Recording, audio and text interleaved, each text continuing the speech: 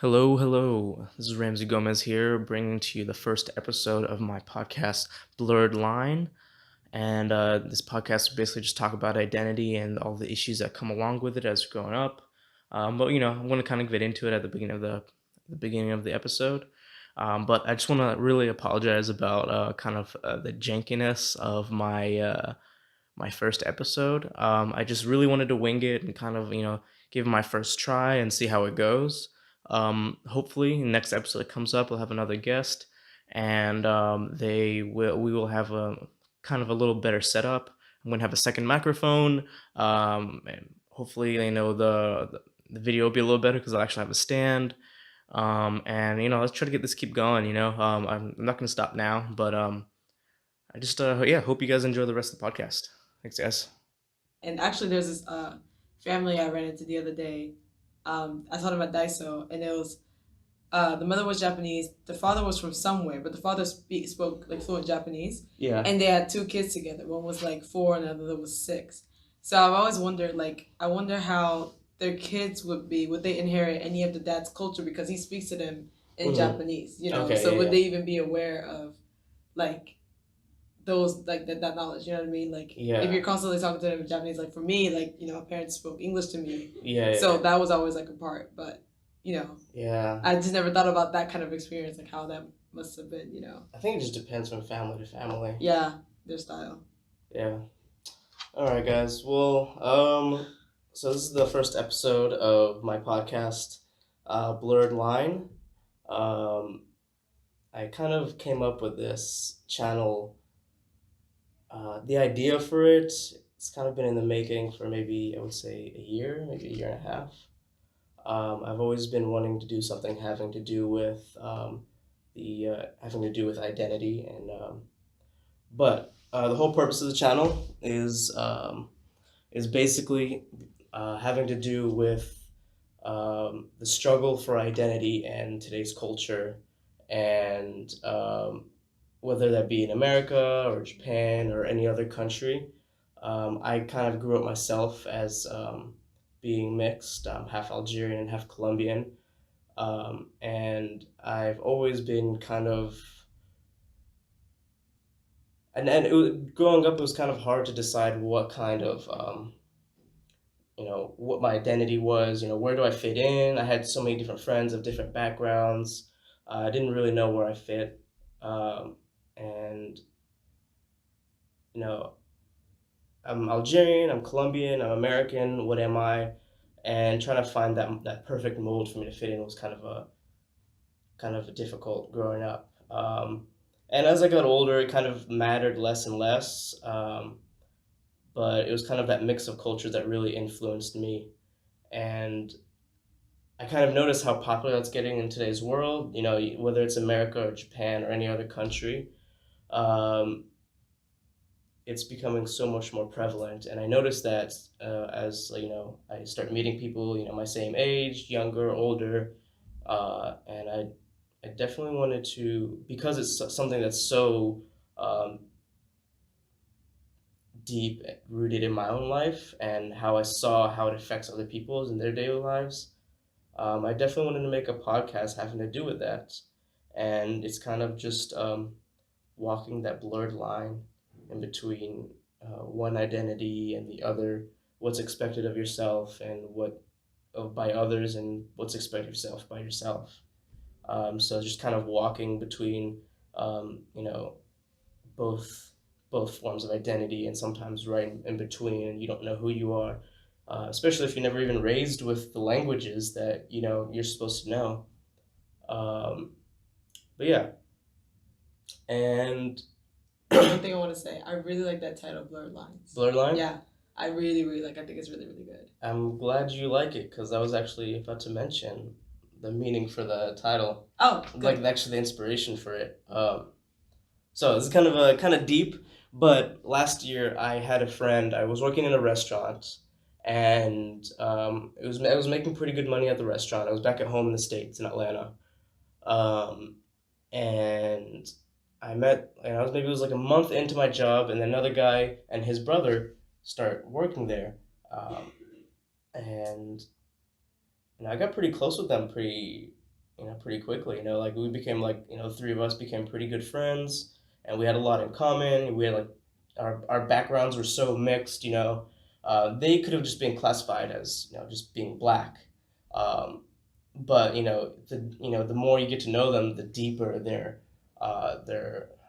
ancestry goes, and just their identity. It's just like it's deeper and deeper. It's like, oh wow, you like this like normal black guy in Atlanta, but no, then like Russian, and you've been to Europe all the time, and you're into this kind of music and this kind of music, and same thing with another friend who's like part Native American, and he had like we did some DNA testing, found out he's like got like Jewish and Arab inside of him, and this and that, but he just looks like any other black guy that you would see in Atlanta.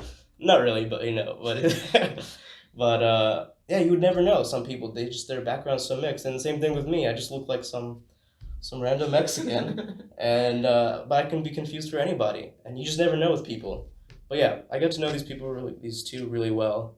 Um, and one day I'm talking to my friend about this idea for my brand that I want to make in the future, and I wasn't sure if it was gonna be a podcast or what, but podcast was one of the options. And I was talking to him one day in the middle of our shift, and um, I was trying to look for a title, basically like some inspiration, what I wanted to name it. And I wasn't really like the point of the conversation really wasn't for the title, but I was just kind of talking to him about the concept. And in the middle of a sentence, he said, blurred lines. Just having in the middle of a sentence, I was like, huh, I like that. So I wrote it down in the middle of us talking in my little server pad. I just wrote it down. I was like, didn't really think much about it afterwards. Um, and then, yeah, I really liked the title. And then maybe a week later, um, he's supposed to come into work the next day, and I find out that he passed away the day before, the night before. He died in a car crash, um, and yeah, it took a pretty big toll on me. I only knew him for a month, but he was one of those people where I felt like I was gonna really get to know him. I really felt like he was one of those people that um, like, oh man, like I can really talk to this guy for a while, him and his brother, and yeah, he was just a really good guy, and I was kind of devastated that it happened, and it was the first time I've ever had someone close to me, like that I felt close to, pass away. And then maybe a few days later, I remembered the thing that I wrote in my notepad, blurred lines, and I really liked it, and so I decided I'm gonna make a podcast, and today is actually not the day that he passed away, but it was the last day that I saw him. Oh. Yeah, so I saw him October. Last time I saw him was October 23rd last year. Yeah. Um, he died October 25th. He was supposed to come into work, I believe. Um, and yeah, this the title of this podcast is dedicated to my friend Ian. Wow, that's awesome. He's a great guy, and I wish would have got to know him. Me and his brother are really close. Me and Ryan, his brother, are super close. So hopefully Ryan gets to come visit me soon. Yeah. Yeah, but looking over you right now. Seriously. Yeah, man. Yeah, I didn't know him for long, but he made an impact. So yeah, for sure. Yeah, so I hope. Yeah, and he was mixed himself, and he had all this intricacies to him, and I thought it would be a good title. So I really like it. No, seriously, it's perfect. Yeah, I'm glad you like it though. Yeah, seriously. Like even before, like you going to explaining, I was already like visualizing, and everything you were explaining, I was like, wow, that's like perfect. Yeah, I'm glad you like it. Yeah, for sure. It's awesome. Nice. Yeah, so sorry to kind of like bring the tone down so quickly. No, it paints a picture. it's fantastic. Yeah. Well, I'm glad it paints a picture. But yeah, so this is the title of the podcast is dedicated to my friend Ian Mcswain. So, yeah, let's kind of like change the subject, but yeah, I just kind of want to like, yeah, basically this podcast is just I want to kind of bring people onto into the conversation, just to have a normal conversation, nothing like too like heavy or anything. I just want like normal conversation, day to day life, kind of what's going on with what's going on in your head, what has happened in your background, how it's affected you in a childhood, and how it affects you now, and all that kind of stuff. Sounds good. Yeah, so just kind of you're free to like interrupt, halfway through, ask your own questions about me, um, you know, Free talk. yeah, just kind of talk about how your day is and whatever. But real quick, this right here is Tiffany, and she's going to kind of just give you a brief description of herself, just kind of what she's just talk about for you. Yeah, so as you said, my name is Tiffany, and I was born in Japan, but my family is from America. And I lived in Japan for a total of, counting on now, it's be 15 years. And lived in the States for about 6.5 years. So I myself as well went through like a lot of cultural differences, and perhaps like a crisis in a sense. And it's like, it makes you think about a lot. So I'm glad I met Ramsey to have somebody to vent to and have somebody hear me out. So that's what I'm here for. Yeah, seriously, yeah. Yeah, we met at the dorms, right? Yeah, we met. Yeah. At the that was a good times. Yeah, I don't think I actually fully explained to everybody on the podcast, but we're actually in Tokyo, Japan, guys. Oh yeah, they don't know where we are. Yeah. Yeah, we're in Tokyo, y'all. Yeah. This is we attend a university, Temple University. Yeah. Together. I'm in my 3rd year. Yeah. How about you? Fourth year. Fourth year. I didn't know that. Yeah. I graduate next spring. Oh, yeah, so soon. That's crazy. I'm excited to be. Yeah, I'm sure you're ready. Yeah. Dash out of here. Yeah, for sure. That's crazy. But it's been fun though. But yeah, we met each other in the dorms at Musashi Kosugi dorms. Yeah, and actually, like I only saw him just a few times and he told me this like last time we met. But you're always working, so I will only see your face, and we never really spoke until like this past semester or something. Really recently. And we were in the dorms like 2 years ago. So we've known like our names and our faces. But I didn't know about like any more until like this past semester. Yeah, honestly, when I saw you again like this past summer semester, I completely forgot that like your entire background. Like, oh yeah, she's fluent in Japanese. Like, I know that came out of nowhere, right? Yeah. Yeah, it was so crazy. I completely forgot. And the thing is, because I don't really like putting it.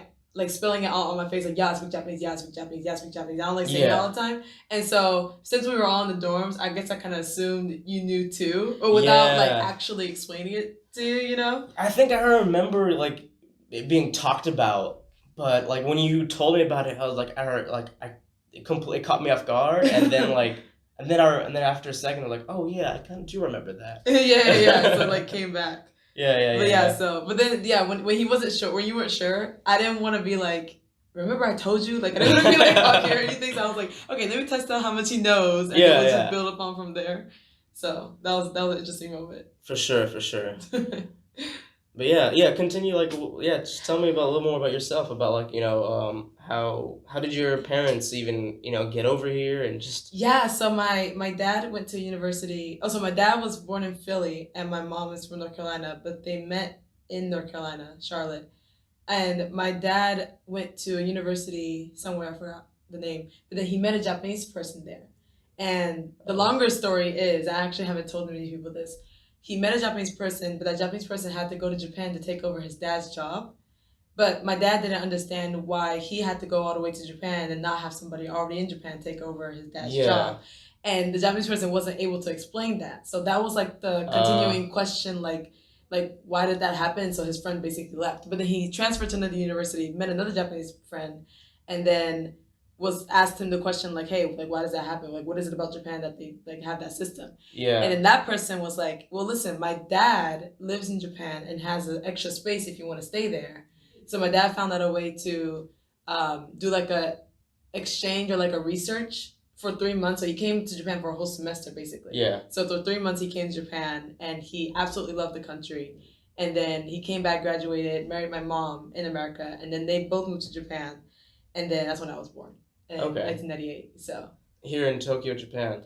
Well, I was we were at a place called Ibaraki, which is Oh, very yeah. countryside, Yeah, and it's like 2 hour drive from here. So that's where I was raised. So I'm still new to Tokyo. Like this is my second, third year. Gotcha. So, but it's still Japan, so I still feel like that same comfort, Yeah, absolutely. Yeah, so I like it here in Japan. And I guess like Japan is, I mean, I don't know the world, but I think Japan is one of those places where the culture goes like back so many years, and there's so many things about this country that personally I haven't been able to explain it until like I've been asked about it, Yeah, So it's yeah. just something that's so natural that I feel comfortable here that that makes me like call this place home, rather than America. I was there for 6 years and um, it was a nice place, but just culturally it was just discomfort, at Yeah. times. So it's just like I would rather be in Japan, at least for now, So, but although I was born here, my citizenship is still USA. Gotcha. Because both my parents are American, and Japan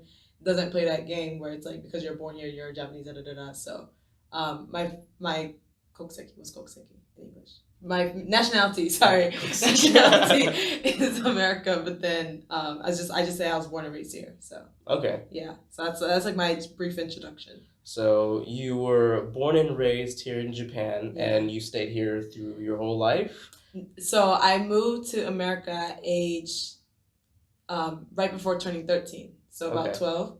And the reason why I moved is because of the earthquake and tsunami that happened back then. It was like one of the biggest earthquakes in the world. And 311. Yeah, 311. Yeah. And we were kind of near the place, and like our roads were destroyed, and our school and house was destroyed, and all of our like customers. Because my parents were English teachers in Japan. Yeah. I forgot to mention. My parents were English teachers in Japan, so they taught many kids and many people there. Gotcha. But after the earthquake, everybody moved away from the area. So they Ibaraki have no is more. really close to Fukushima. Yeah. And so everybody moved away. So it's like, okay, we don't have any more customers anymore. And so instead of rebuilding what they had built up for the past 15 years, it'd probably be easier for them for us to move to America. Yeah. And do all that. And another reason is my brother was in Chugaku Ninensei, so that's about like 8th grade in America. And so my parents were thinking about what to do for him for high school. Yeah. And they really wanted to send him to a English-speaking high school so that we can improve our English, because our English wasn't like that good at all. Yeah. So you really only knew like Japanese growing up. Pretty much, yeah. Your parents they spoke to you a little bit in English, but they didn't like. Well, actually, they mostly spoke in English because they wanted us to improve our English. Yeah. And like to the point where we have rules where in the house we cannot speak Japanese, Oh, yeah. Yeah, and so because they were thinking about where to send my brother, we were just like, hey, we should go to America. So they would speak to you in English, and would you respond to them in Japanese? No, because, and I was talking to this with my friend from Ibaraki. I had the impression that my parents, I know they speak Japanese, but it's probably gonna sound rude, but like not that well, right? Yeah. But my friend only has the impression of my parents not speaking English, like just speaking Japanese. But I guess for me, like to me, they only spoke English, so I just never had that impression they spoke Japanese. So I just automatically thought, even if I say whatever I want to say, they're not gonna understand. Oh, yeah. And they're like they're not, like they're not bad, but I knew if I were to share what I wanted to share in Japanese, they wouldn't just get it. I would have to explain even deeper. And I guess as a child, you just want to let things off your heart and not have to describe it. You just want them to understand. Yeah. So you felt difficult, like talking to your parents about like deeper issues. Yeah. And because you thought like, oh, they don't really understand Japanese as well, but yeah. So I felt like English was the only way for me to communicate with them. In hindsight, do you think you could have spoken to them in Japanese and they would have understood? Maybe until like age 4, 5, 6. But above that, I don't think so. Really? Yeah. Plus, they were teaching English all day, So yes, they use some Japanese, but not so much. Like you don't practice every day. It's not like an intensive Japanese, absolutely, or anything. And like now looking back, thinking about those times, it's like just because I wasn't able to fully be open with my parents doesn't mean we had a bad relationship. Because I felt like how we say like quality over quantity.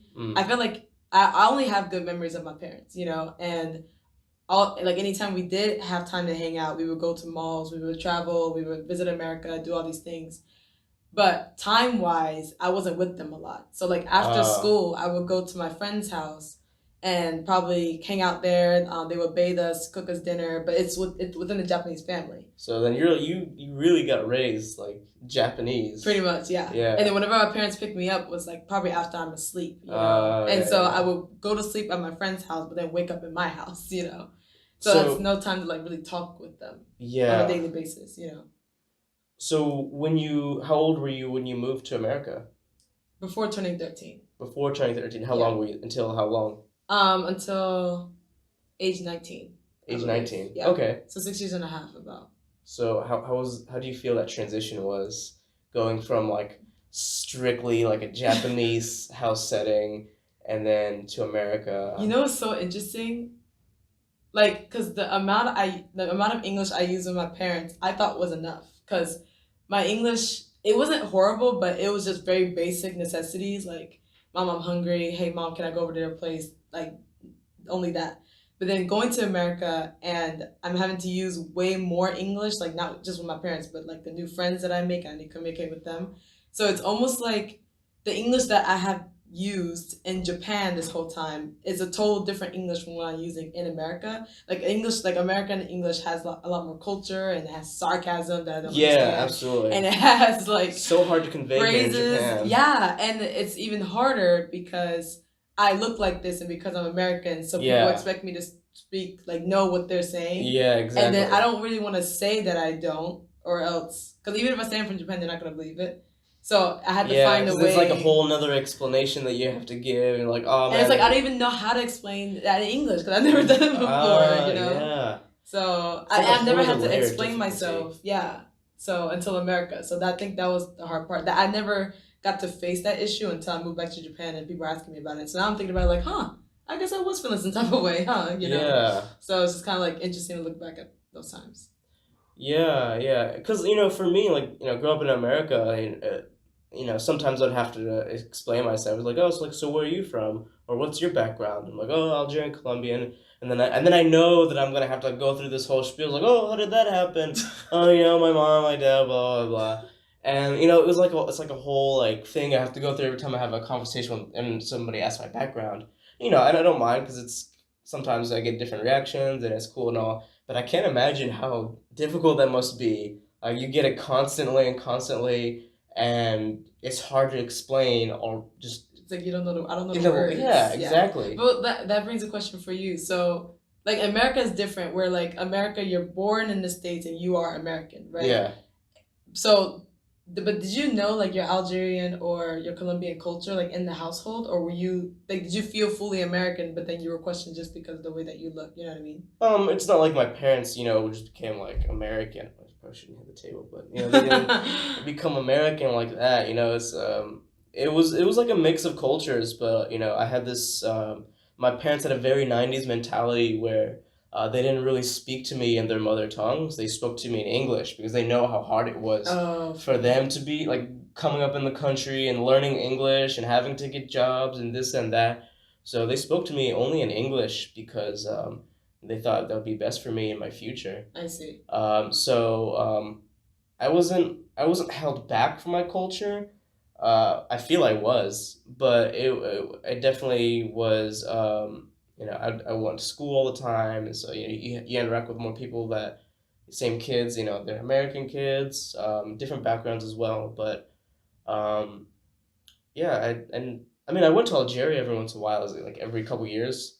But so I feel a lot more connected to my Algerian side than I do my Colombian side because I never really went to visit my dad's side of the family in Colombia. I didn't really get to know my siblings until I was a little older. Oh, I see. My Colombian siblings. So, that's interesting. Yeah. So, it's a little different for me because I never felt unlike any other American because everybody is mixed anyway. So it doesn't, everybody's like, a Mexican American or, or whatever. Yeah. So they all have their own things going on for them, but. Well, one thing I did want to bring up from what you said is like, I like that. You might need to cut this part out. Actually, I want to check some. I want to make sure that the video is doing all right. Okay, yeah. So far, so good. Yeah. Dang, what was that? I had a good question. Hold on. Yeah, it's doing good so far. Okay, cool. Yeah. Oh, Alright. I know what the question was. What's up? So the question was, so like, was it frustrating when you were asked questions about your parents' culture, but you know nothing about it because you felt like the American like everybody else? So was it hard like not having an answer when they asked you, you know? Or did you have an answer?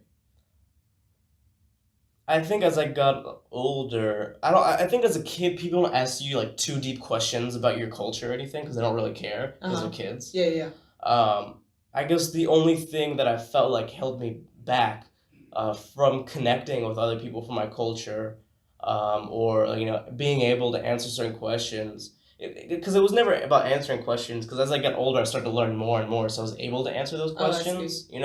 I've always been interested, like, because of my diverse background. I wanted to learn more because I wanted to be able to answer those questions. Mhm. So like as those kind of questions came up, I would start to learn more and more. Mhm. So it kind of like, I guess, invigorated me to want to learn more about my background. Of course, there are some things within the household that that I'm shown and presented with, and kind of like kind of raised with. Yeah, yeah, yeah. But the main thing that kind of I felt like has held me back in the past and even now is not knowing my languages. Oh, I see. I should know Arabic. I should know French. I should know Spanish. And I think that's the one thing that's held me back. I see. Yeah. And even now, it's like you probably like want to know, but then learning language isn't that easy. Yeah, exactly. I see. What about you? Do you feel like there's something that I feel like for me it goes into race, mm, where like yes, I'm black, but then I wasn't really called black because of my personality. So I think it brings up the question of like where were you not called black? In Japan? in America. In America. Yeah, the first time I've experienced racism or like learned about it was America. Really? I never felt discriminated in Japan, which Really? also brings up an interesting question because I have a brother, by the way. He lives in New York right now. But my brother, so we lived in the same household. We had the same parents. We look alike.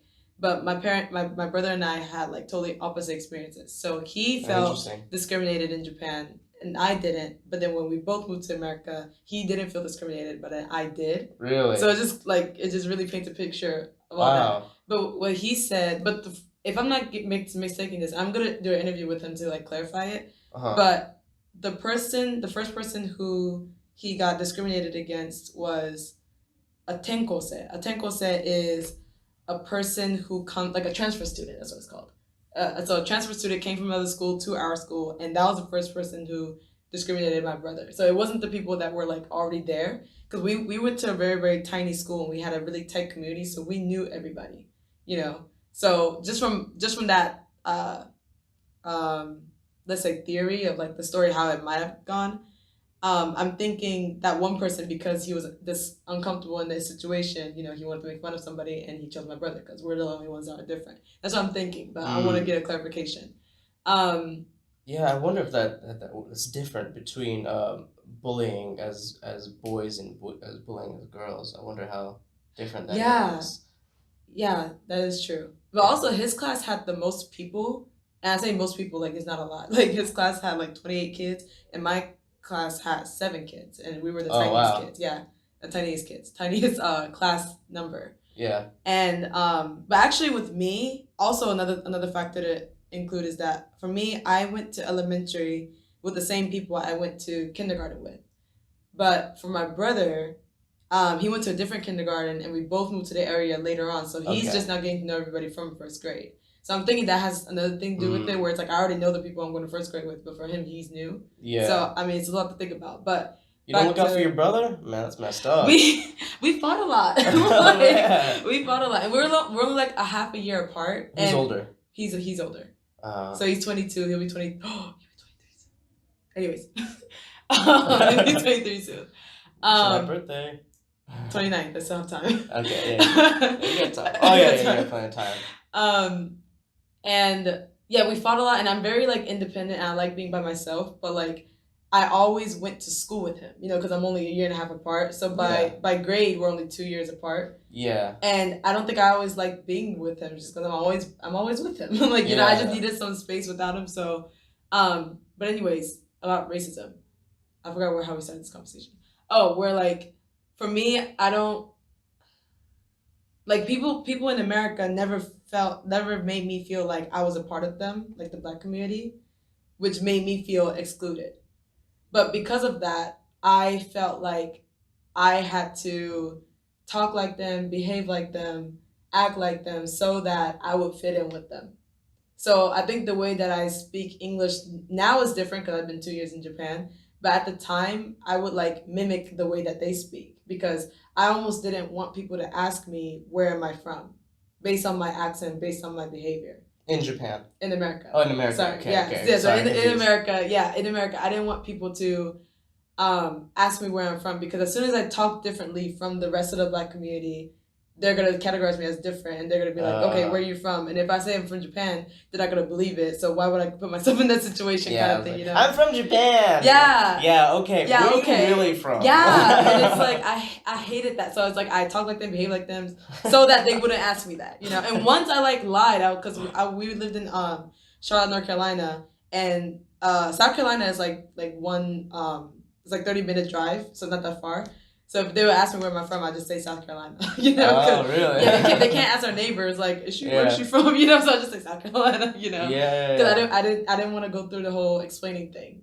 Yeah. But once again, I never been through that kind of crisis until America. Yeah. You know, and that's not to say Japan is perfect, but just my situation. So your brother didn't experience that when he was moved to America? He said he hasn't. Really? Yeah, because we talk about it briefly, but you know we're 14 hours away, so we can't talk all the time. How was his English compared to yours? At the time. At the time, I think he might hate me for this. I think I'm better linguistically. Generally, he's more of a math person. Okay. So I believe in English and in Japanese. I think I'm a little bit better in my personal experience. Even now, I think. Because I like... Remember what she said. I like words and he doesn't like... Not that he doesn't like words so much, but it's just not his thing. Okay. Yeah, so I think I'm better. He's going to come after me for this. But yeah. I'm just going to edit the whole video and just going to say, I think I'm better. Like my mouth's going to move differently, but then I say like, I think. Yeah, so I think that's the case. Okay. Yeah. But language is definitely a hard But he wasn't real like bullied or like people didn't question his like his background or like he didn't have to like go through the whole like I'm from Japan or whatever kind of thing. I think he did, but he likes people. Oh, so he likes talking. He likes talking. He's very extroverted, so it's like he would want to do it. For me, I'm more introverted, so I think I get tired of it. Oh, okay, I see. You know, but for him, if people asking him a question about where he's from gives him an opportunity to talk to people, he's gonna do it. He's gonna go for it. But for me, I'm not that type. So got you. Yeah, and I also didn't like in Japan, people don't really like, especially in Tokyo. You don't like you're not approached so much. Nobody approaches you. Like if you're on a train, then like you're just kind of you're in your zone. But I feel like in America, I was always approached no matter what. You know, and that annoyed me a little bit. I didn't. By who? By strangers. What kind of, like men or women? Both. Really? Yeah, and I didn't like that. I didn't like. They're like. In what way? Like they're just like, hey, how you doing? Like, look at your outfit, and it's nice, but it's like to me, it's like what do you want kind of thing. Like, what's the purpose of you talking to me? And I never knew just free talk just to talk, you know. Yeah. And so I'm over here just like, okay, why is she talking to me? What does she want? I hope she doesn't say anything in English that I don't understand, or else she's gonna ask me where I'm from, kind of thing. So I guess maybe the way your brother experienced Japan growing up. Was it because he liked to talk so much that he had so many problems? Or maybe because he was approaching people, or because he loved those opportunities to talk and nobody really liked that? Another thing to mention about us, about me at least, I talk a lot when I'm comfortable. So yes, I'm introverted, but if I'm comfortable with whoever I'm talking, I can talk all day. You might get tired of me. But and my brother, so with that said, I was more of the loud one when I was little, and he was more the quiet one when we were both living in Japan. Yeah. So I always thought he was just a quiet person. But then we moved to America, and it almost like switched. Like I was more quiet because I was uncomfortable in America, and then he was the person like talking a lot. Yeah. You know, and So I don't know if he was uncomfortable in Japan. I Yeah. never really talked that deep with him. But I don't know what it. I just thought like our personalities change, and I think he. I mean, he likes Japan. He wants to come back, but New York is really He's for in America him. right now, right? He's in New York, yeah, Yeah. and get to meet all the people in the world, and it's just more talking experiences in America than in Japan. So does he want to stay in America, or is he trying to come back? He's still trying to figure it out. Really? So he does musical theater right now. Okay. So he's just auditioning, kind of doing his thing. Okay. But he wants to go Broadway, but Broadway doesn't Wow. really exist in Japan. So he wants to start there and then maybe make his way over here. That's cool. Yeah, he's doing his thing. Yeah. Shout out to my brother. Yeah, Tony Ruben Richardson, by the way. Advertisement. Sorry, I forgot what we were talking about. Just kind of your experience, kind of transition into American society and how different you feel it was. Can I mention one more thing? I'm sorry. Yeah. So I felt like in terms of like language barrier, it wasn't until when I was little in Japan, when I would speak English to my parents, I never truly felt like my parents were listening because they were English teachers, and so anything I would say in English, I would most likely say it wrong. So instead of them hearing what I'm saying, they're just correcting my English. Oh, you know what I mean? Yeah, that must be kind of infuriating sometimes. Yeah, it's like, can't you just hear me out? But I never felt that frustration until America, really. Yeah. Because I'm actually trying my hardest to speak to Americans, and part of that is my parents, and they're still correcting me. So it was just frustrating that I felt like I knew English, but then I didn't because I'm still being corrected. But that must suck though. Like somebody tells you like Mom, like somebody's bullying me. It's like it's someone is bullying me. All right. Well, it was so serious. It's like yeah. But I see what you mean. Someone. Yeah. It's like, you're not listening to me. No, say it correctly. Mom, dying. I'm dying, ma'am. Okay, But it wasn't until I was in America for 6.5 years. It wasn't until the 3rd or 4th year that I'll never forget this day. I said something to my parents, and they finally understood without correcting me. That was like a revolutionary day for me because it was like in America. It was the first time. Because in Japan you don't really share your opinion, especially in elementary. In America, everybody shares your opinion, so I had to get on that level to like kind of talk, right? Yeah. So the first time I'm able to articulate what I'm thinking and share what I'm thinking, and I finally shared to my parents, and they didn't correct me, and my parents said, "Wow." And I was like, oh, they get it. They understand, It's a breakthrough. Exactly. Like, God, I'm making it. How old were you when that like finally happened? Okay, it was my 3rd year in America, so probably like 16. Wow. Yeah. So you went 16 years without actually like being able to, express my feelings to my parents. Yeah. Wow. So it's like my parents knew me from raising me, but like, there's a part that you learn, like things that you acquire. Yeah. So my parents never knew. I don't think they're gonna come to me for this. I don't think they knew how exactly I felt until I was able to explain. I don't even know what I was talking about, but I was just really happy that I got that across without them questioning. Hey, what did you mean to say? Could you rephrase that kind of thing? And so I came a long way for English. It must have been really monumental for you, like that. Oh, I will never forget that day. Wow. So it was the first time I felt emotionally connected with my parents. Yeah, that's really important. Yeah, so that was a great day for me. And do your parents still live here? Live here in Japan, or are they in America? They're in America. So okay. So when we all moved, you're by yourself. Yeah, I came out on my own solo. Oh man. But they want to move back. At least my dad does. Okay. Yeah, my mom's tired of moving, but okay. My dad wants to come back. So what do you want? I want them to stay here. No, what for yourself? Oh, I want to stay here. Really? Yeah. So you feel more at home in Japan. I do. Yeah. Really? And I think I can't speak for the whole America because I only lived in Charlotte. Yeah. But perhaps if I had another location that was perhaps just more comforting being, then I would feel more comfortable in America. But if I say American home, it's Charlotte, and I don't feel safe there. So I don't feel at home in America. Oh, got you. Yeah. So I can't speak for the whole country, but say what? You should travel more then. I do. I really do. I've only been to America and Japan, and people think I've been all over the world. I'm like, you guys, I'm just not getting started. Like, how do you view America from Japan, actually? Now or before I moved to America? Before. Okay. Before I viewed America as like this great, not to say it's not, but it was just this like the country to be in, where there's everybody there. And I only knew of America through my parents, right? So my parents are my mom especially, she's very huggy, It's very physical, affectionate. And so I thought, everybody's like that, and everybody's like smart, and America's just a country that everybody looks up to, and they're the leader of the world, and the freedom that all you could get. I think that was my image of America. Yeah. And also, since we visited America, like every 1 or 2 years, every time we would go to IHOP, and we would go to Wet n Wild, and we would go to Disney World. So I'm seeing America as like heaven, Yeah. where it's like all this fun and games, and it's very like, different. You get very different. You get crunchy bacon. Bacon in Japan isn't crunchy, and so just things like that, where it's like, go America. Yeah, absolutely. So, yeah. So how you feel your perspective has changed since you've lived in America? How do you see that as different? I think America,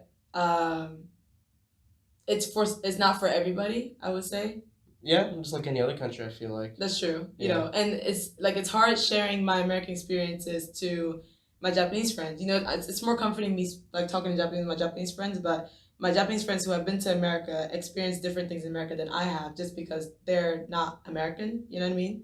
And there's a lot of factors that go into that. And it's like 50 different countries inside of one like giant conglomerate, Yeah, exactly. So there's like so many different cultures and subcultures, and you never know what kind of experience you'll have. Yeah, and so, but from what they said, I agree. But then sometimes they don't believe in what I've experienced, just because it's like it was pretty harsh, And so I think my view on it now, it's like my family's over there, so it's still like my heart still is over there, and my citizenship is America. So I don't. Yes, I resent America sometimes, but not all the way. Like, I'm not gonna shut the door on America because my citizenship is over there. But I think for me, say what? Is that the only reason? Just because your citizenship is there? And my family's there. Okay. And I love Chipotle. Okay. You have Chipotle? Sponsor Blurred Line. Send like some burritos to Tokyo. Exactly. Seriously, come to Tokyo. You guys will make bank. Friola's got nothing on them. And America for me is a place to visit, but not live. So, but I've never been to Hawaii, and Hawaii's still America. So I might love Hawaii. Yeah, like I said, 50 different countries in one big conglomerate. True. California, yeah. Yeah. Even like they're already their own country. Yeah, for sure. It's crazy. So, but what about you? Like, you travel some places. Like, is there a place you call home or? Personally, like I have so many identities. Like I'm Algerian, I'm Colombian, I'm American, I'm Muslim, right? Mm-hmm. And those are all different. Those are countries in this religion. But the way I identify myself is, it's kind of hard sometimes. But I love America, and I love the freedoms I'm afforded. I love the culture of like so many different places, and it's I enjoy the humor and just everything. There's a bunch of different things about America I love, but there's also a bunch of different other countries that I love, and aspects of other countries that I love. And I've visited a couple, just a few, but I haven't been to a bunch. But I love Japan. It's super safe. I do feel like safe here at all times. There's so many great aspects of it. Given there's things that I do like, that I don't like. There's things about America I do like and that I don't like. There's parts of Japan that I would love to bring to America. There's things you'd like to bring anywhere. But I don't think I've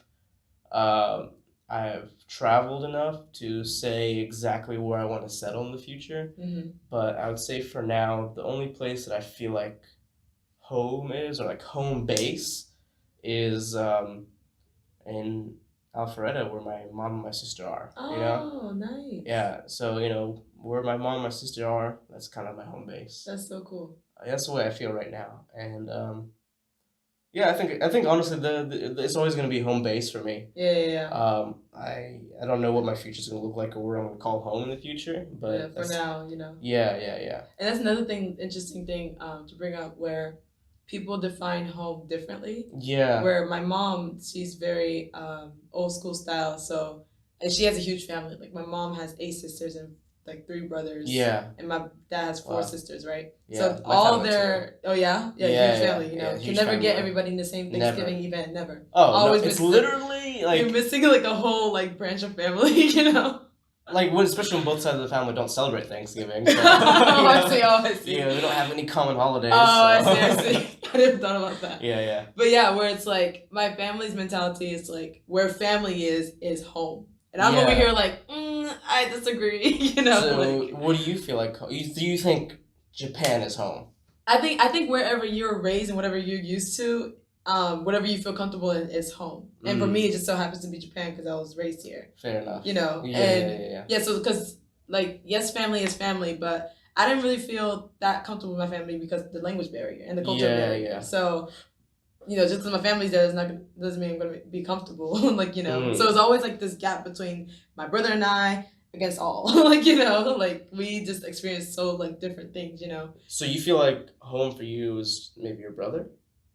I think my brother and I have a lot in common that we haven't talked about yet. Really? Yeah, we never really talked about deep things, and we were so busy when we were in America as well, and so we never got to just sit down. And plus, we were going through like hankoki. What is hankoki in English? Like when you're like that phase, that teenage years where you have resentment towards your parents and resentment towards like your whole family. Okay. We were kind of going through that in Yeah. America as well, at the same time as struggling in America. So yeah. and after we like all separated was when There's a word for that in Japanese. That's pretty cool. hankoki, yeah. I didn't know that. Yeah, and so like and I think it was until we were separated that I missed him. And it's like, and I realized like, yes, after meeting all these people, my brother is probably really the only person I can fully relate to and talk to everything about, but I've never really had that chance yet because we're 14 hours away. Yeah, sometimes that's all it takes is just a bit of separation, and then you realize what you're missing. Yeah, exactly. Yeah, I've been stuck with him all the time, and it's like I never noticed how special that moment of being together was until separated. So yeah, I feel like a part of you is missing sometimes. Yeah. And actually, for those who don't know, I actually started a YouTube channel recently. Hey man, I see you. No. But I was gonna say all that to say. I was gonna say all that to say because I went to New York for Christmas and New Year's, and I'm gonna do an interview with my brother where we're gonna finally talk about everything. So I'm really excited about that. So that's what I want to share. Yeah. So do you think that'll be okay? Like, I feel like it would be like super emotional. Oh, it's definitely gonna be. I'm gonna be crying in New York. Oh my god! Like, what did you do for New Year's? I just cried all the time. Yeah, no, it's gonna be. Are you gonna plant a secret camera? So I probably should, or else But actually, I mean, if it's something like this where, yes, I'm talking to you. I don't really notice us there sometimes. If it's just like talking, then I think we're definitely gonna start crying, like 100%. So I'm excited for that. I wish you the best of luck. I hope that turns out. Thank you. When are you gonna see him? Like New Year's. Oh, shit. Around New Year's. You're going over there. I'm going over there. Oh, shit. First New Year's in New York. That's sick. I'm excited. Yeah. So it's gonna be wild though. I'm probably not ready with all the people. Are you gonna do the ball drop? No, because I don't want to wait out there, and I heard it's disgusting. Just rumors. Well, I mean, you might as well experience it once. Just experience it all. Go hard or go home, right? Yeah. I did the Shibuya New Year's thing. That was kind of how was that? It was a bummer. Oh really? There's no fireworks. They don't do fireworks. No way. And Shibuya, no way. They don't. No, like I honestly thought for sure. With how much fireworks Japan does. Like, y'all don't do it for summer. They don't do it for New Year's. And I thought okay, maybe they might do it for certain places, but Shibuya they have to do it. Come on, that's the most people there. Wow. Well, all it was 3, 2, 1. Okay, guys, let's go home. It's very Japanese. I was like, damn. Come on, y'all. They need to do better. Yeah. That's funny. But also, I feel like the ball drop, it's gonna turn into another topic. But when you're watching a game or when you're watching something where normally you would be there to watch it, sometimes it's better, because technology is crazy. Sometimes it's better to watch it on camera than be there in person, because the camera catches the best moments where you're supposed to watch. So all you do is look at a screen. Versus if you're actually there, you're supposed to look over there, but you missed it because you dropped something. It's just a lot of. I know. So for example, football. I don't really like football, but if I'm watching it, I would rather watch it through television than because they also replay it. So if you miss something, it's like a repeat. I guess it just it depends on the experience that you're having. Because I feel like if you like, say you go to like the Super Bowl game, like you can have maybe you can go with maybe like one or two other people to make it like less seem crowded. So it's like kind of just like quite I would imagine, I don't know. Yeah. But I would think like the experience of watching the Super Bowl game with all your family there. You have like you're all crowded around the TV. You all brought snacks. Everybody's cheering together. It's like a tight knit family. So I guess it's the experience that matters the most. I agree with that. Like if I had like good friends to go with, then it wouldn't even matter what you missed because you had good friends with exactly. You. I see. I like to think that like actually being at the event itself is more. Just because you experience something new, and you get that experience, but... And you experience the unexpected sometimes. Yeah, exactly. Yeah. Maybe it might be more fun if you stayed at home, and like watched it cozy with your family in the middle of winter. Yeah. I guess it depends. It depends, yeah. I think it's just about the experience. If you have enough gas money, then go for it. Right. And enough money for those tickets. Exactly, yeah. And enough patience to wait in line and bathroom. Yeah, because my brother, since he does musical theater, I've been to some of his performances. And he's really good, by the way. Sometimes it's like going to the place. Like let's say if you're sitting in the back and it's like the people are sometimes distraction of what you want to watch. That's something I've felt. Or if I just had a really really long day and I'm watching him perform, yes, he's great, but I'm tired. It's like I hate to fall asleep. That's true. I wouldn't want him performing. And I'm over here like, that'd be kind of rude. So that's true. Yeah, for me, I'll support through digital. I got you, bro. Hey, got you, bro. What's your brother's name? That's another story. His name is Tony, but I call him Ruben, which is his middle name, because my dad's name is Tony, and all the Japanese kids called my dad Tony because he was an English teacher. His name is Tony? We didn't want Tony. But you call him Ruben? I call him Ruben. We all call him Ruben in Japan. There's a guy at our university who I'm friends with who actually works with an internship. Oh, Ruben. Oh, Tony Ruben. That's for his name? Yeah. Oh! Anthony Ruben. Oh, snap. His full, That's crazy. Yeah, I was like, you said that, I was like... You were like... I what do you mean? I just saw him like a couple hours ago at my internship. Wait, he does musical? What? Oh, that's so cool. Yeah, my brother's name is Tony Ruben. That's funny. Yeah, Tony Ruben Richardson. Yeah, Ruben is his middle name. Oh, that's so crazy. Okay, wait. I thought his name was Rubino. Was it still Rubino? Oh, that's what it is. That is Rubino. I had him in a class. Yeah, close enough. TR. Yeah, close enough. Yeah. That's so funny for the realization. I want to check real quick. I want to see how long this is fun. Yeah, this is really cool. Actually, hold on. I hope it turns out well. Yeah, it's still rolling. Cool. Nice. I just want to make sure there's enough room on my phone. Oh, true. Exactly. But it's at 53 minutes so far. Yeah. Don't feel like it. Yeah, that's cool. Don't feel like it. Alright, but yeah, I wanted to bring up a couple topics. Sure. Actually, I wanted to ask a couple questions for you. See if we have some time. Sure. You don't have to be anywhere, do you? No. Okay, cool. Cool. Yeah, so I got some questions. I feel like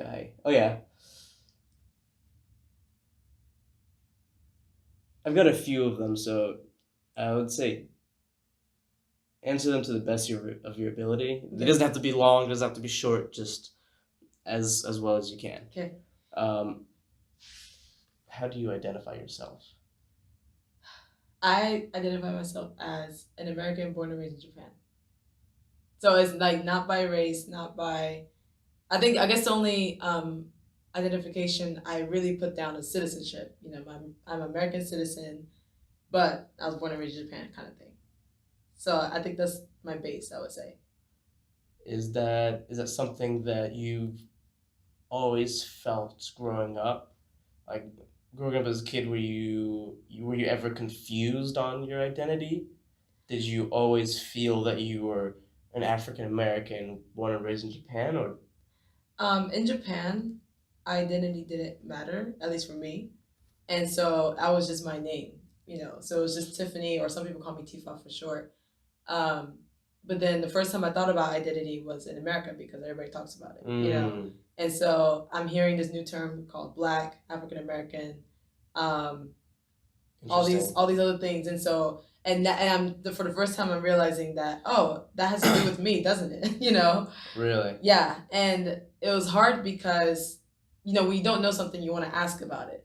but it's hard to ask to somebody who expects you to already know those type of things, you know? Yeah. So you ask them and it's like, why don't you know it? And it's like, why am I supposed to know it kind of thing? Wow, you yeah, know? yeah. And so I had to figure it out by the flow, you know? If everybody's saying that, then I'm going with the flow. I'm not going to question anymore because nobody's going to answer my question. Yeah. And nobody's going to believe me. And so race and identity was first thought about when I was in America.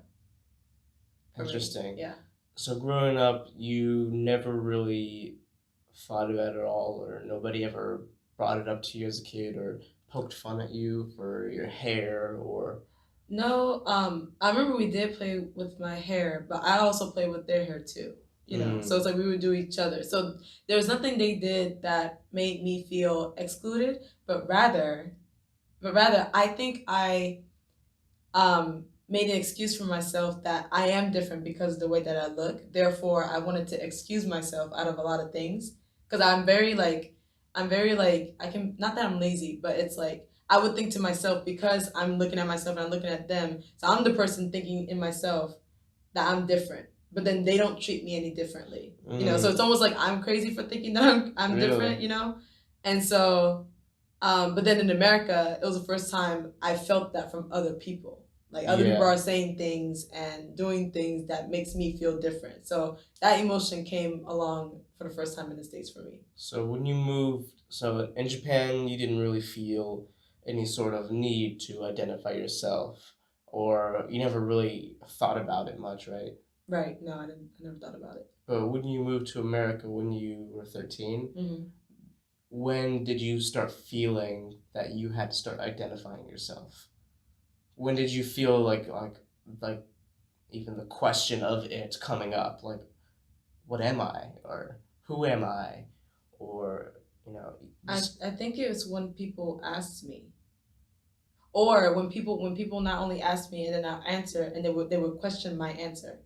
Then I felt like I had to prove something to them, you know. So if they ask me and they say I'm from Japan, and they either say no you're not, or they say okay, why are you lying, kind of thing. That's when I felt like I had to have an answer ready, so that they don't keep questioning what I'm saying. Yeah. And I didn't like. Nobody likes to be questioned off of your statement, right? Absolutely. But this brings up when I talk to my Japanese friends about their experience in America, where because they're not American and they look Asian and they are Asian and they look Japanese, because they look that way, when they say they're from Japan, it's going to be believed because of the way that they look. So I didn't like that I was asked, that I was doubted upon because of the way that I look. You know what I mean? Because I don't match where I'm from, right? So that moment, being in America and being questioned my statement of me being from Japan, was the first time I wanted to be and look Japanese. Because if I did look and be Japanese, then that, like, we wouldn't have to go through all that shenanigans of you're lying, you know, all that things, you know what I mean? So, but I never felt like I wanted to look like Japanese people when I was in Japan. I never had that. Like, there was no need to have to look like them because I was already accepted just the way that I was, you know?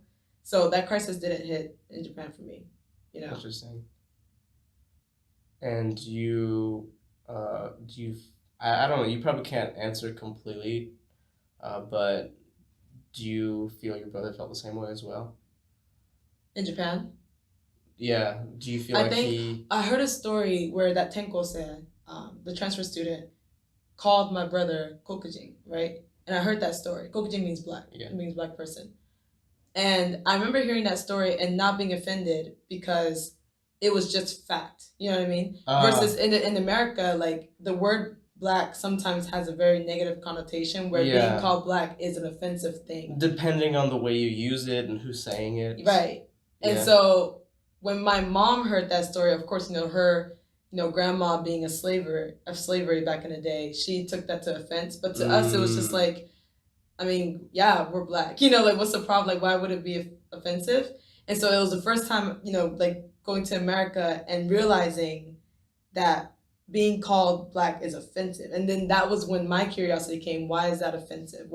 What's wrong with being black that it's an offensive thing where when people call you, you have to be sensitive upon it. You can't really say that word, So that was all the questions that I had that I couldn't ask anybody because I'm expected to know because I am Black. You know what I mean? Yeah. So it was just so much confusion that was going on, and I was never able to explain it because I didn't know English that well. So it's just now coming up. Being back in Japan and being able to share that emotion. You know what I mean? Absolutely. And so it was a lot. So, but I don't know how my brother felt, but my parents did for sure say they liked Japan more because my parents said it was the first time in Japan that they were considered Americans. They've never been called Americans, even in America. You know what I mean? In America, we're so racially divided that everything's defined upon race, right? But yeah, because everyone assumes you're American. Just regardless of what race or background you are, just like if they see you on the street, they just assume you're American for the most part. Right. You're in like an urban setting. Right. But for them, it was such a relieving thing to actually be called an American. That was like the first time for them. And my parents were like in their 20s, 30s. You know, and so, I mean, looking back now after living in America and knowing all these things, I can imagine like the liberation they must have felt to not perhaps be dragged upon a race. Like, you know what I mean? I don't know. So, but there's so much to race in America that if you don't understand it, you don't understand it, I think we just naturally want to separate ourselves into our own little groups. Yeah. I feel proud of being American. I feel more proud of being American when I'm outside of America versus when I'm in America sometimes. I don't know like what it is, but it's like when I, come here, I'm not like stating it everywhere, but people ask me like, like I say, oh, I'm from America, and I feel no shame in saying that. And I feel proud of it. And in America, like, you kind of just assume that you're American. Yeah. Like, where are you from? Because America really doesn't have one look, Yeah, Yeah, we still have, like, half majority, minority, but still, you can't assume by looks, And so, growing up, I just look like everybody. So everybody just assumes I'm them. That's so funny. I'm so racially ambiguous. Like, if I'm hanging out with Hispanics, they assume I'm Hispanic. If I'm hanging out with Arabs, they assume I'm full Arab. That is so cool. If I'm hanging out with, like, I've gotten Cuban, Italian, I've gotten, like, I've had Black people say I look like their nephew. I've had Indian people say I look like their nephew. I've had, people actually even here that ask me, like, they think I'm half Japanese. That's so funny. Yeah, it's like, no matter where I go, like, whether it's... You're them. I'm them. They see me through their own eyes. Like, they mirror themselves onto me, I feel like. That's so cool. Yeah. So, growing up, I never really had the problem, I feel like, of, like, what are you, this and that. Oh, I see what you mean. I felt like it was always, again, a question I always asked myself. It was never something that it was imposed on me. Of course, I got that every once in a while, like, oh, I just thought you were Mexican. Or, like, some shit like that. Alright, guys, so, we had some minor technical difficulties. With major impact. Yes, with major impact. Yeah, so my video cut short. I'm sorry, okay? My battery got really low, and I didn't realize it. I wasn't paying complete attention, and we were in a good discussion. We had some good, like, talking points. We got pretty, like, into it, and I'm so mad that we missed like 20 to 25 minutes of us talking. Yeah. And I'm kind of mad about it. And I'm not even entirely certain about all the certain points that we missed yet, because I haven't even looked back at, like, all the video. Yeah. But they were some good when we looked back and, like, went back to, like, the last part of the video that it did catch, we were like, we talked about that a long time ago. Like, what are we talking about in between? And yeah, it was at least 20 to 25 minutes. I want to say 25 minutes. Yeah. So, in lieu of that, on that note, I believe that we're going to, instead of trying to remember all the little talking points we missed, I think we're just going to make an episode 2. Be ready. Yes. So, sometime in the future, hopefully the near future, we'll we'll do an episode 2. We'll continue conversation. I actually do have another couple questions for her that I didn't get a chance to ask, and I think would be better if we ask next time. Yeah. But I already have some people lined up for the next couple weeks. So for different episodes, so stay tuned for that. I'll be back, y'all. And yes. Really excited. Thanks for listening. And by the way, for those, you're not allowed to. Excuse you. You said if I wanna plug my project. Yeah. Okay. Actually, I have another real quick. Okay. Yeah. So we're gonna try. I'm gonna try to make these the podcast episodes at least once every week. So stay tuned. We're gonna have somebody come on next week, and we'll keep your eyes open for episode 2. But before we end this episode, I want to allow Tiffany to plug some of her content. Thank you. Thank you. I am mainly on Instagram. If you guys want to keep up to date with what I'm doing every day. Sometimes I'm too busy with school, but I do have a YouTube, and the link is in my Instagram account. My name is Tiffany Rachel if you want to look for it, but there's other Tiffany Rachel, so it might be easier just to look through my Instagram. And my Instagram app is TIFFRICHX. It's TiffRichX. So hit me up there with any questions, anything you want me to talk about. I'll be waiting for your comments. Link is going to be in the description, guys. There you go. Check it out. Yeah, and you got your Instagram, and you also got your YouTube channel. I do, yeah. And in the video, so I only have 2 videos right now. My style is that I speak Japanglish, which is a mixture of Japanese and English. So もし日本語で話してたら英語の字幕を入れて、if I'm speaking English, I'll put in Japanese subtitles. だからどっちも入ってますので、皆さんどうぞご覧ください。You want to put subtitles for that now? You give me extra work? Oh. Yeah, I barely even know how to edit. Now I gotta add subtitles. I'll send it to you, man. I'll send it to you. Yeah. 皆さんこれからよろしくお願いします。ティファニー・レイチェルです。よろしくお願いします。Thank you. Yes. So please Stay follow tuned. her Instagram and her YouTube channel. I'm sure you'll see some really great content from her. We're both new creators. So we're just trying to We're trying to make it, We're trying to make it. Yeah, man. One day at a time. You already have some really popular videos on YouTube on a couple other channels. It's got like 1 million views, right? I do. That's Thankfully, wild. thanks to you guys. So one of them, the channel is called Black Experience Japan, and the other one's called Maxi Capo. And the one with Maxi Capo is the one that has 1 million views, thank goodness. And then the other one has 900,000. Woo! Almost views. there. Yeah. Almost 2 million. Yeah. It's so all together. Yeah. So really excited, and I want to appreciate you guys. So stay tuned for more. Yes. So yeah. Follow her Instagram, her YouTube, and look at her videos. In the meantime, I hope you guys come back. Check out my podcast some more. I got some more interesting people coming by. If Blurred lines. Blurred line. My bad. Blurred line. No S. Yes. I'm not trying to get confused with that. Was it that song? Pharrell? Yeah, the Pharrell song. I had too many people mention no.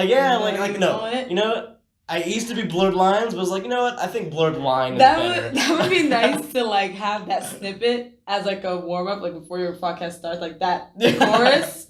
Oh hell no! You know how that video got so much flack because of how sexist it was?